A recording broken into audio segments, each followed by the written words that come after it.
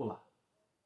Quando estivemos reunidos na escola na nossa última aula, o professor deu início ao estudo sobre a Idade Média, tá? Então, antes de você estudar o conteúdo que está no PET, eu resolvi fazer essa aula para introduzir e a gente ver os principais pontos do período da Idade Média até a gente chegar ao período das grandes navegações, que é o que está no documento, tá bom? Então vamos lá. O período conhecido por Idade Média se inicia em 476 d.C., com o fim do Império Romano. Lembro você que o estudo do Império Romano foi feito através de um trabalho de resumo que eu pedi nesse último encontro que a gente teve na escola. Tá? Eu havia comentado antes que daria esse trabalho e foi nessa última aula que eu deixei tudo esclarecido de como eu queria o trabalho, tá bom? Então, se você não estava lá, procure um colega e quem está com material, que é o livro didático, eu pedi o resumo de lá, utilizem, cuidem dele, tá bom? Porque ele terá que ser devolvido para a escola nas mesmas condições que você o recebeu, tá? Então que se inicia com o fim do Império Romano e vai até o ano de 1453 d.C., com a queda de Constantinopla, uma cidade muito importante, tanto para o Império Romano quanto para os cristãos, tá? E acabou sendo conquistada pelos otomanos islâmicos, tá? Um povo do Oriente, tá bom? Agora a gente vai ver alguns pontos que merecem destaque dentro do período. O primeiro deles, a formação da cristandade. O que era a cristandade? Conjunto de reinos e territórios que tinham a mesma religião, tá? Ou seja, o cristianismo.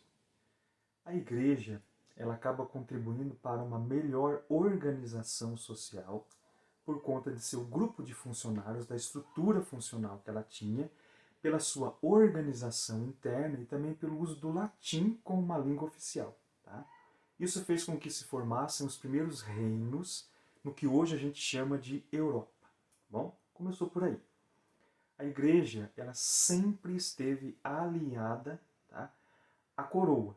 Quando eu vou falar coroa, eu me refiro aos reis e toda a nobreza que compunha a parte mais rica da sociedade nesse período. Para a gente ter uma ideia da força da igreja, os sinos das igrejas determinavam horas do dia de uma localidade, por exemplo, tá? Sempre relacionado com a vida de Cristo na Terra. Cada vez que o sino tocava, representava um momento da passagem dele na Terra e também que horas eram. Olha só para você ter ideia, um exemplo. Às 3 horas da manhã, tocava-se o sino e marcava a matina, uma hora que representava o nascimento do Messias. Tá? Às 6 horas da manhã, tocava-se o sino também para poder representar a prima, que era a infância de Cristo. A terça, chamado de a terça, tocava-se 9 horas da manhã, tá? Representava o início da sua pregação. A sexta era o meio-dia, representava o julgamento de Cristo. Já a noa, 3 horas da tarde, representava a sua paixão. E a véspera, 6 horas da tarde, era a sua morte. Tá? Então percebam que o cristianismo estava tão dentro das sociedades que até o horário, a hora deles, era determinada por ele. Tá bom? Um outro ponto que a gente tem que destacar é a questão do islamismo. Tá? É uma religião iniciada pelo chamado profeta Maomé em 612 d.C. Maomé era um comerciante, né, e andava muito pelas terras do Oriente e diz ter tido várias visões sobre um único Deus. Tá bom? As pregações começaram a aumentar, né, as ideias dele começaram a crescer no Oriente, tá? E e o islamismo começou a ficar maior. Tá bom? O islamismo ele não anula o Velho Testamento da Bíblia, mas ele vê Cristo como mais um profeta. Tá? E tem Maomé como o último profeta vivo. Seu livro sagrado é o conhecido Alcorão. Toda essa influência islâmica e árabe, ela existe até hoje em nossa sociedade, como por exemplo em algumas palavras, em alguns dialetos que a gente usa. Tá? Então por isso que tem essa importância o islamismo para a história. Bom, com a expansão islâmica formaram-se então os impérios islâmicos. Toda vez que eu falar império, é um governo de um rei ou uma rainha, tá? Sobre vários territórios longos, né, distintos, até mesmo que não fazem fronteiras entre si, mas são comandados pela mesma pessoa. Tá? E tudo isso foi possível, formar os grandes impérios islâmicos, graças ao uso de forças militares, ataques e conquistas de territórios, o que ficou conhecido por jihad, ou seja, o esforço a favor de Deus. Bom, aqui se inicia um outro ponto já destacado em nossas aulas presenciais. Lembram do conceito de teocracia? A expansão islâmica se utilizou disso. Voltem no caderno, vocês devem ter anotado quando a gente estudou Egito, vimos lá o conceito de teocracia. Tá? Ó, por outro lado, os reinos germânicos na Europa Ocidental começaram a buscar mais terras e se tornaram impérios também, tá? Expandindo sua cultura e sua religião, igual os islâmicos faziam. Certo? Um ponto que merece total atenção no estudo da Idade Média é a questão do feudalismo.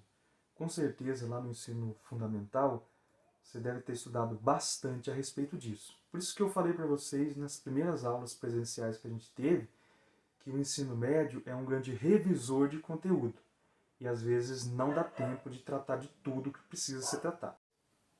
No feudalismo, então, a direção religiosa ela era feita pela igreja e seus funcionários. A função guerreira ficava a cargo dos nobres e a atividade agrícola destinada aos trabalhadores. Tá? A vida era bem sofrida para aqueles que trabalhavam nos campos, porque essas pessoas não eram, em sua maioria, escravas, tá? Mas elas pertenciam à terra que elas trabalhavam. Ou seja, se eu tivesse um pedaço de terra com pessoas vivendo, trabalhando ali para mim, e eu acabasse vendendo aquilo, as pessoas faziam parte da terra e elas iam junto. Tá? Essa questão aí das pessoas pertencerem à terra, uma situação de semi-escravidão, ela vai mudar lá na frente, tá? Alguns séculos à frente. Nós vamos estudar isso daí ainda mais adiante, tá bom? Olha lá. No período do final da Idade Média, a Igreja passou também a se preocupar em conquistar novos e alguns territórios que perdeu para o islamismo, tá bom? Então, em 1096, vários soldados e várias pessoas se empenharam em conquistar cidades do Oriente, tá? Principalmente Jerusalém. A esse movimento damos o nome de Cruzadas. Você já deve ter escutado, deve ter estudado isso lá no ensino fundamental, tá bom? E o objetivo dos cruzados era ter e manter sob a doutrina cristã os territórios considerados sagrados, tá?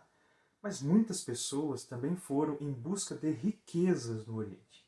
Se espalhava a notícia de que lá existiam muitas riquezas, muitas terras sobrando para o plantio e para a dominação dos cristãos, tá bom? E era a chance, então, de que várias pessoas teriam de deixar de pertencer à terra, como a gente viu agora há pouco, né?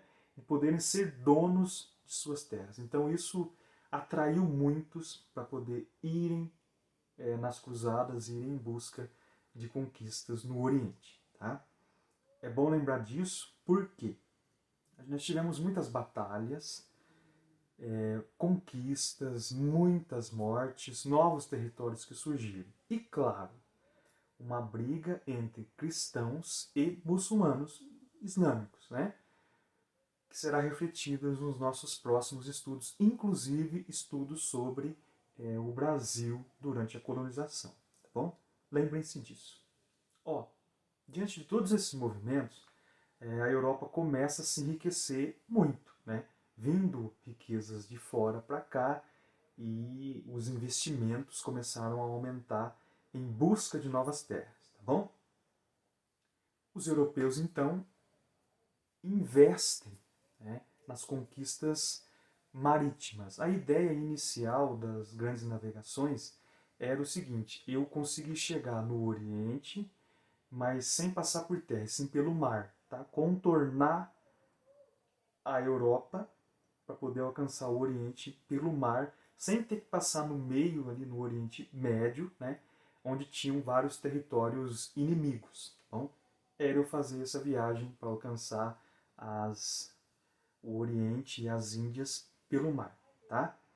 É daí então que começam as grandes navegações e termina o período da Idade Média. É daí que se descobrem as Américas e as regiões do sul da África, tá bom? O PET, Programa de Estudo Doutorado de História do primeiro ano, ele vai iniciar os estudos a partir daqui, tá? Peço que você leia com atenção os textos, faça as pesquisas e também retire suas dúvidas comigo.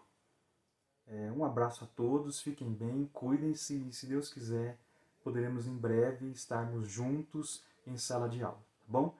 Tendo dúvidas, de novo, deixem nos comentários, me procurem pelas redes sociais, me procurem pelas redes de comunicação que estão sendo disponibilizadas aí, tá bom? Eu deixei um vídeo anterior, lá o primeiro vídeo do canal, que tem algumas orientações a respeito do PET e provavelmente nós teremos mais ao longo dessa jornada aí. Até mais.